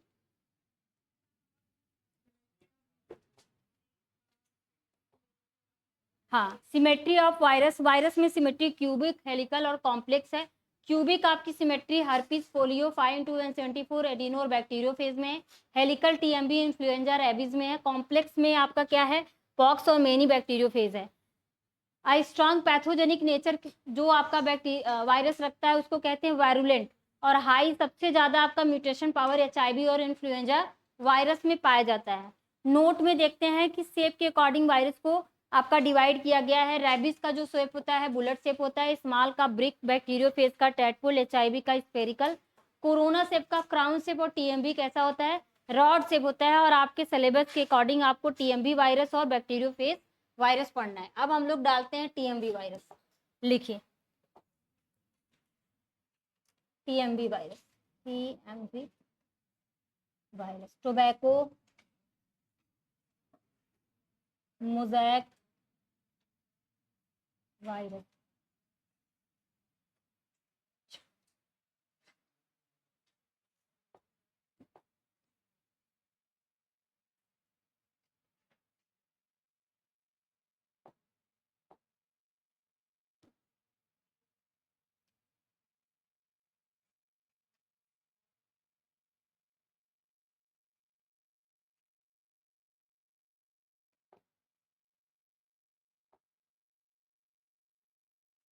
ये अंगूर की गुच्छे की तरह इसका क्या होता है, संरचना पाया जाता है।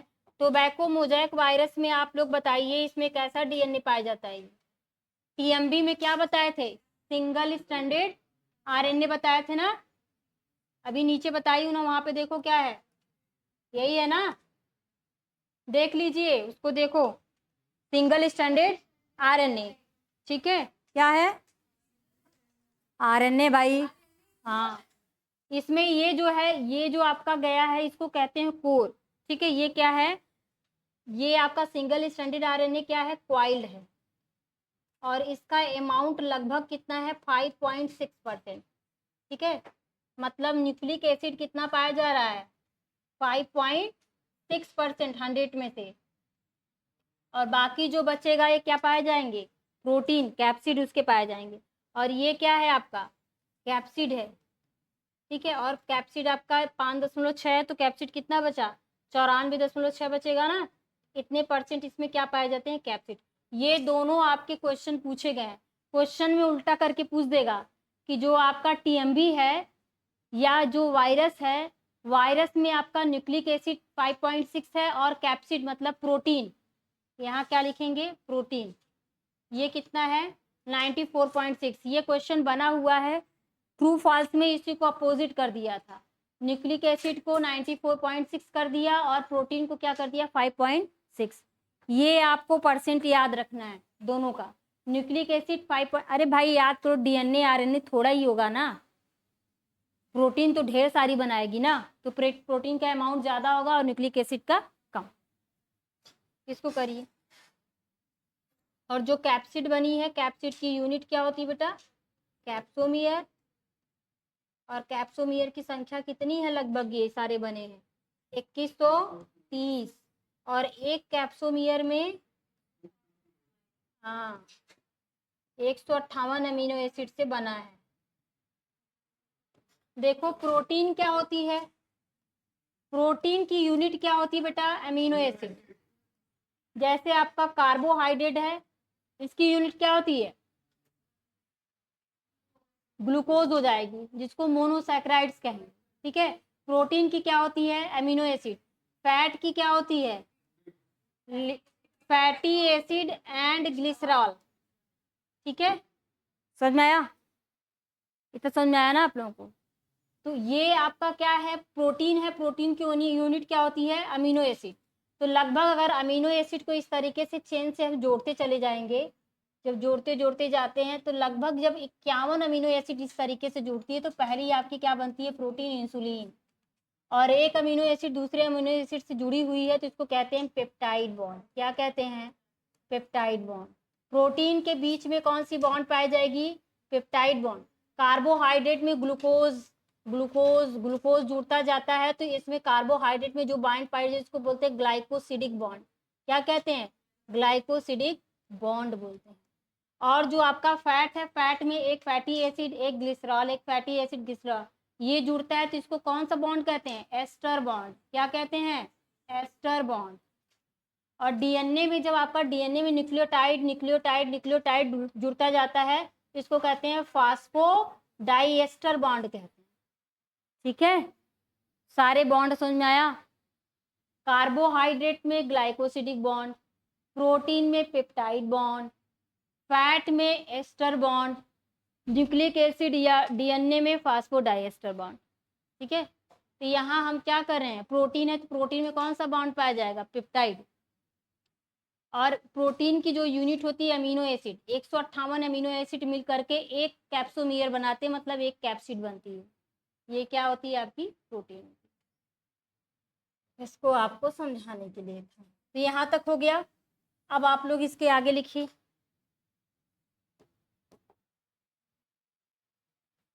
इसका लेंथ लिखिए, इसका क्या है, टीएमबी का स्ट्रक्चर यहाँ डाल करके एक स्ट्रक्चर में आप ये फिगर बना लेंगे, टीएमबी में ये फिगर बना लेंगे और इसमें लिखेंगे, इसमें 3000 एंगस्ट्रॉन इसकी क्या होती है, लेंथ होती है। लंबाई इसकी कितनी है, ये पूरी लंबाई 3000 एंगस्ट्रॉन। ठीक है, और इसका डाईमीटर कितना बेटा, यहाँ से लेके यहाँ तक 170 एंगस्ट्रॉन इसका क्या है, डाईमीटर। 170 एंगस्ट्रॉन इसका क्या है, डाईमीटर। ये भी आपका पीवाईक्यू पूछा गया है। ये सब डाटाबेस फैक्ट क्वेश्चन होते हैं जिसमें आप कुछ कर नहीं सकते, दिमाग नहीं लगा सकते, बाकी सब में लगा सकते हैं। इसमें अगर वो याद रहेगा तभी आप कर सकते हो। ठीक, तो ये टीएमबी का क्या है, संरचना स्ट्रक्चर मैंने बता दिया। सिंगल स्ट्रैंडेड आरएनए क्वाइल्ड है जिसमें न्यूक्लिक एसिड का बना है। कौन सा न्यूक्लिक एसिड है उसमें, आरएनए सिंगल स्ट्रैंडेड, जिसमें उसका परसेंट 5.6% है। और चारों तरफ ग्रैप्स लाइक आपका स्ट्रक्चर लगा जिसको कैप्सिड कहेंगे और वो 94.6% है। और कैप्सिड की यूनिट कैप्सोमियर, और एक कैप्सोमियर में 2130 आपका क्या बनता है, एक कैप्सिड में 2130 कैप्सोमियर और एक कैप्सोमियर में 158 अमीनो एसिड। लिख लीजिए यहाँ तक। और ये इसका लेंथ जो है 3000 एंगस्ट्रॉन है और इसका डाईमीटर व्यास जो है, इसकी चौड़ाई लगभग 170 एंगस्ट्रॉन है।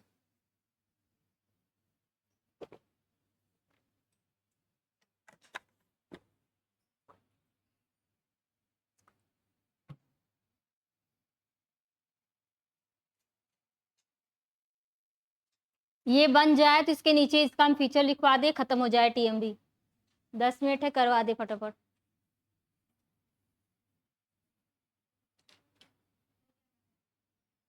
इसकी साइज कैसी होती है बेटा? ये helical rod shaped structure like bacteria, sorry virus होता है।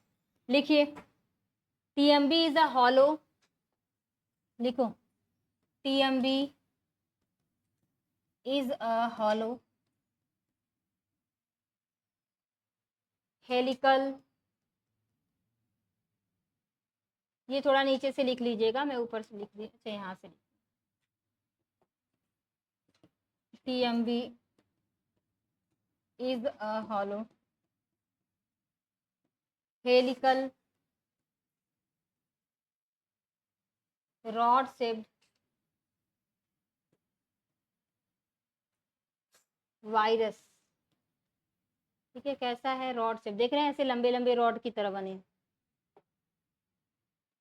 Measuring about, it measuring about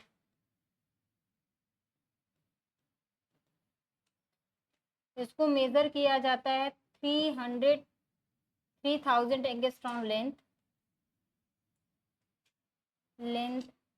and 170 angstrom diameter. Diameter से इसको मेजर किया जाता है, ई डायमीटर। ठीक,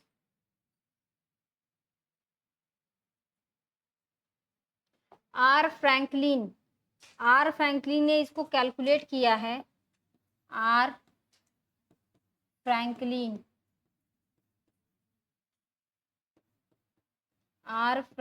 ने 1957 में इसको कैलकुलेटेड 2130 कैप्सोमीटर। ठीक है, कैप्सोमीटर, ये भी आपका पूछ सकता है 2130 कैप्सोमीटर को किसने कैलकुलेट किया है। एंड फॉर्मिंग, और क्या बनाया है? Forming a capsid.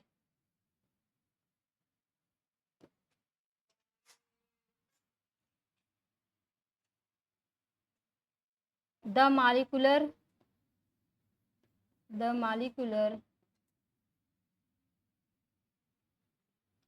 weight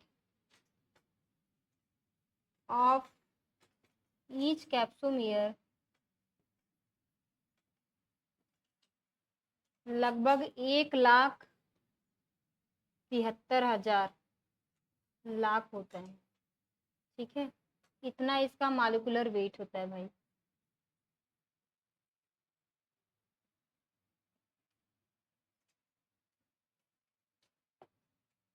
next लिखिए आप लोग, गाइयर या गाइरर एंड स्क्रैमम 1956 में डिस्कवर्ड दैट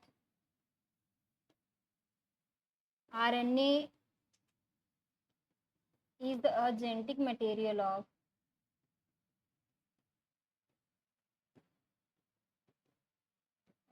TMB। TMB के अंदर RNA जेनेटिक मटेरियल पाया जाता है। ग्रियर और इस स्क्रैम नामक साइंटिस्ट ने 1956 में इसको बताया था। It is a single stranded, ये क्या होता है? TMB, इन्होंने कहा कि TMB is a single stranded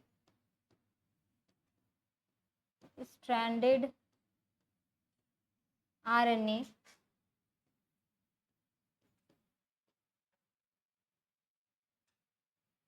spirally coiled each term, एक टर्म में स्पाइरली क्वाइल्ड है। ठीक है, और ये लगभग कंटेनिंग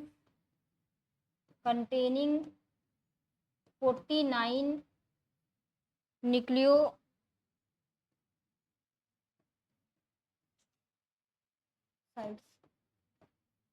49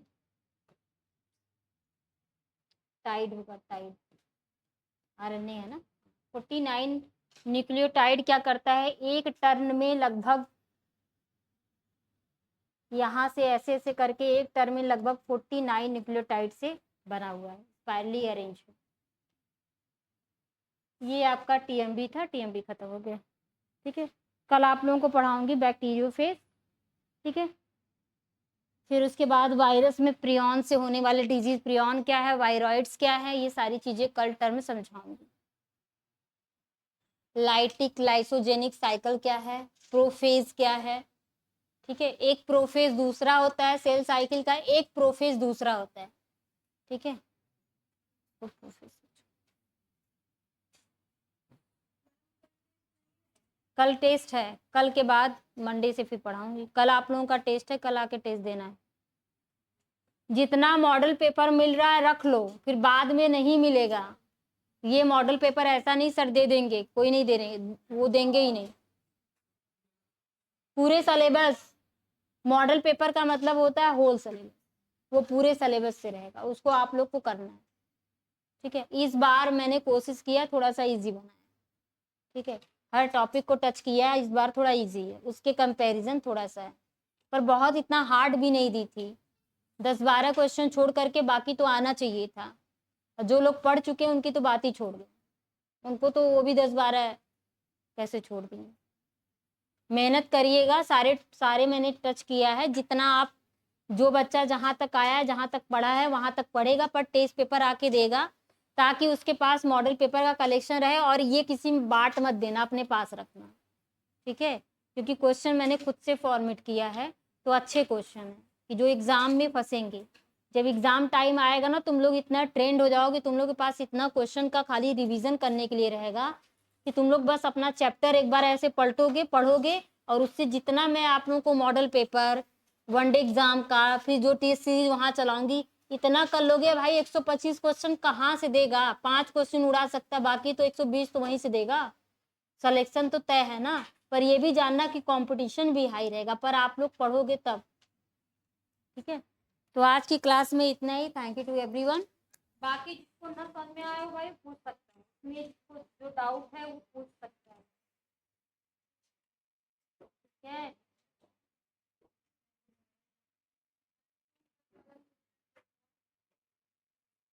ठीक है बेटा, मैंने उसको देखा नहीं, समझ लो, कंट्रोवर्शियल क्वेश्चन है बुक में तो वही दिखा रहा है, टेंडर नहीं दिखा रहा है।